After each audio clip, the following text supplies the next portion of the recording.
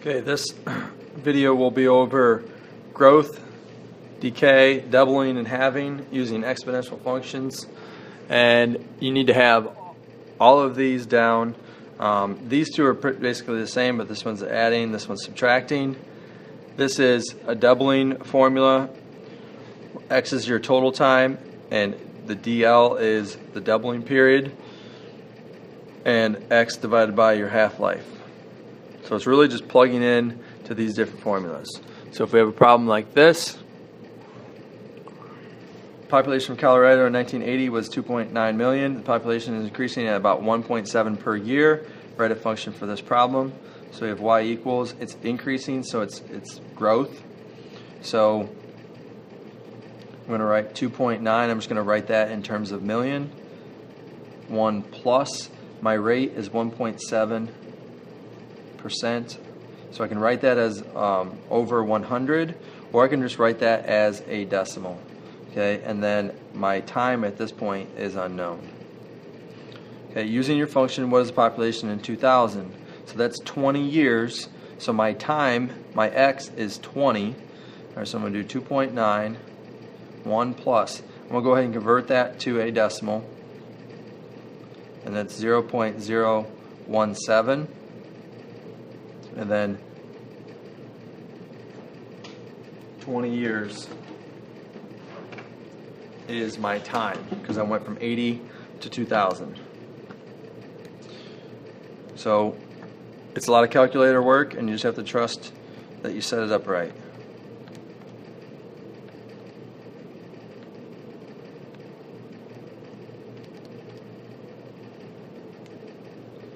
So since this is in terms of millions, so in 20 years you would expect it to be about $4.06 million, or million people. Okay, and then determine when the population will reach 4.5 million.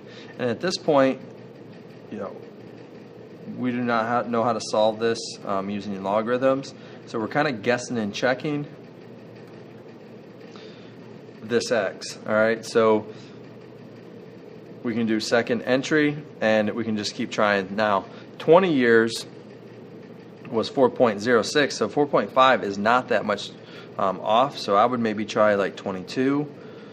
So when I tried 22, I got 4.2, and like I said, at this point, this is about the best we can get. So, all right, so I would say that's very, very close to 4.5. So approximately 26 years. Or, if you think about this,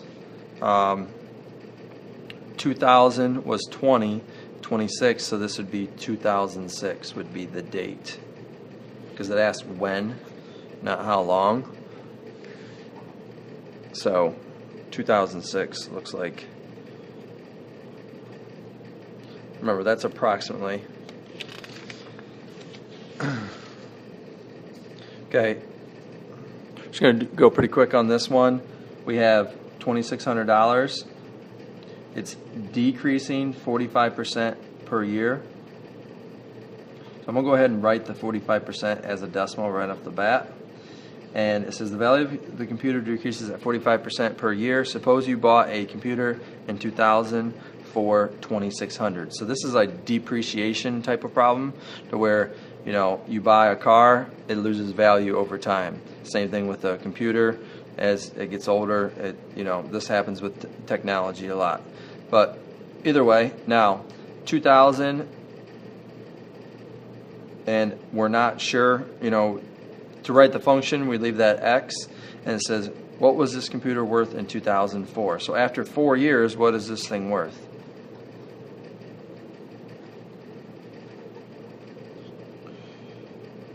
Okay, so from 2000 to 2004, that's 4 years. So just type it in our calculator. Make sure you have subtract. You're subtracting 45% per year for 4 years. So this thing that you paid $2,600 for is only worth $237.92 approximately. Okay, now it's kind of curious. What would it be worth today? in 2015. So if we change this to 15 years, this thing is worth a measly 33 cents. And if you think about technology, if you had a computer from 15 years ago, you know, you probably can't even hardly sell it in a yard sale because it's worth 33 cents. All right, either way, here we go. So now we have a doubling and a half-life example.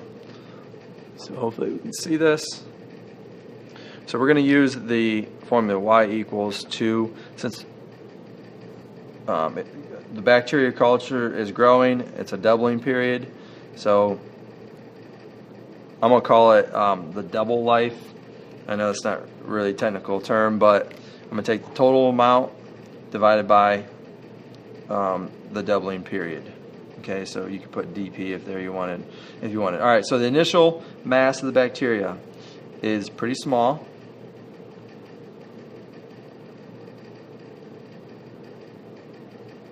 So we do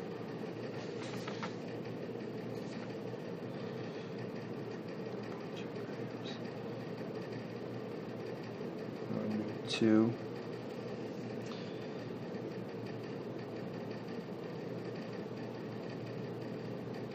to the x divided by 4. Okay, so the function for this situation, we're going to take our total time divided by 4, because every 4 hours this thing is going to double. So it says how much will be there after 10 hours. Well, think about this. I have 10 divided by 4. That's 2.5. This thing's going to double 2.5 times. So you can read it, leave it 10/4, but that's also 2.5. So I got to look at this. 0.2 times 2 to the, and if I put it in as a decimal, I'm fine, but if you leave it 10/4, you want to make sure you put it in parentheses, about 1.13. All right, how much will be there after 2 hours? Now think about this. It didn't quite double, all right? It'd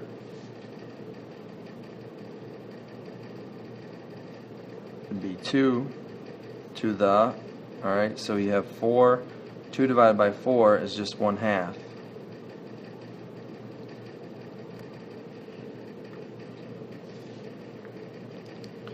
So 0.2 times 2 to the, so you actually have just a little bit more. Hopefully you can see that. And then after 45 minutes, you know, let's change this to hours. Okay, after 45 hours, how much would you have?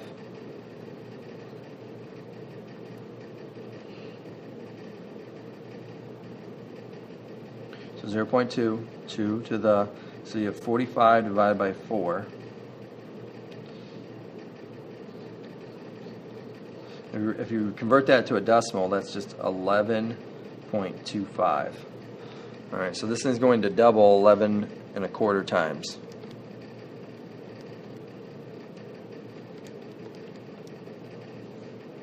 You have about 487.1.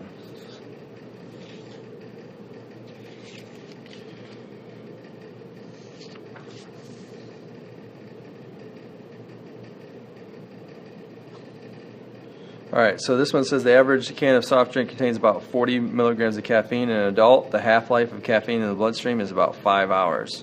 So that means in every 5 hours, this 40 is going to be cut in half. All right, so we write y equals, we start with 40. We're going to cut that in half. All right, our total time divided by 5. All right, so it says how much would be left after 1 hour? We have 40 times 1/2, and our total time is just 1 hour divided by 5. So we really actually don't even have a full halving period. If we try that, let's just clear that out. 40 times 1/2. Notice that I put the 1/5 in parentheses. Make sure you do that. So after 1 hour, It's 34.8 milligrams. It says the half-life of caffeine in the bloodstream of a child is 2 hours.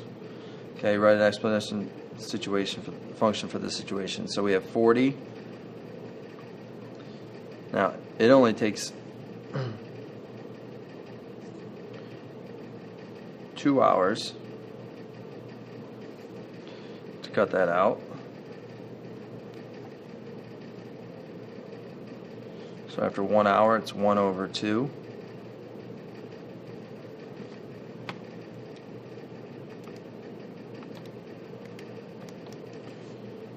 So according to this, a child actually gets rid of the caffeine faster than an adult. You get 28.3. What I was kind of curious, if you think about 5 hours, you should get 0. Or no, you should get half after 5 hours. All right, so you would get 20 after 5 hours. If you plugged in 5 into this, you get 5 divided by 5, that's 1. So 1/2 to the 1 power is 1/2. So 40 times 1/2 is 20.